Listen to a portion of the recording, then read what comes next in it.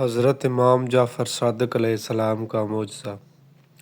ہم جب امام کا نام آئے تو لوگ سمجھتے ہیں کہ لکڑہارے والا معجزہ ہے کہ جو نیاز پر پڑھا جاتا ہے، حالانکہ وہ معجزہ نہیں ہے بلکہ امام کی توہین ہے۔ اس سے بڑی توہین کیا ہو سکتی ہے کہ امام جو ہیں وہ چند آپ جو ہیں وہ نیاز کے ٹکڑے پڑیاں نہ دیں اور امام جو ہیں وہ اس کے بچے مار دے۔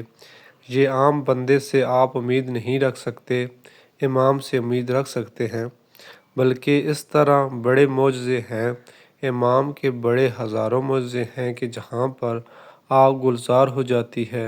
ہارون مکی ہے امام کا ماننے والا، تو اس سے پہلے اپنے آپ کو مومن کہتا تھا، شیعہ کہتا تھا، لیکن جب امام نے کہا کہ اس تندور میں چھلانگ لگا دو تو کہنے لگا، مولا میرے بچے ہیں، چھوٹے چھوٹے ہیں، میں آج کے بعد آپ کو اتنی زحمت نہیں دوں گا، میں نہیں کہوں گا کہ مولا آپ اٹھیں۔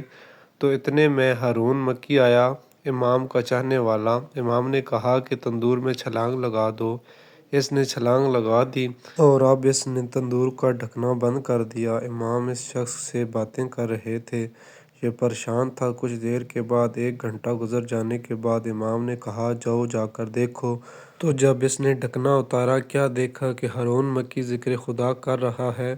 خدا کی قسم یہ معجزہ ہے میرے مولا کا کہ آگ گلزار ہو جاتی ہے، لیکن ان کے لیے گلزار ہوتی ہے کہ جو دل میں اہل بیت کی محبت رکھتے ہیں، سچا ایمان، عقیدہ اور عمل صالح کرتے ہیں اور شان حیدر کرار، مولا علی اور امام کی اولاد کے ہر عمل کو اجزاء و جوار پر عمل کرتے ہیں۔ صرف زبانی کلامی نعرہ کافی نہیں ہے، اس کے ساتھ ساتھ جو ہے وہ عمل بھی ہے، عقیدہ بھی ہے اور عقیدے کے مطابق عمل بھی ہے۔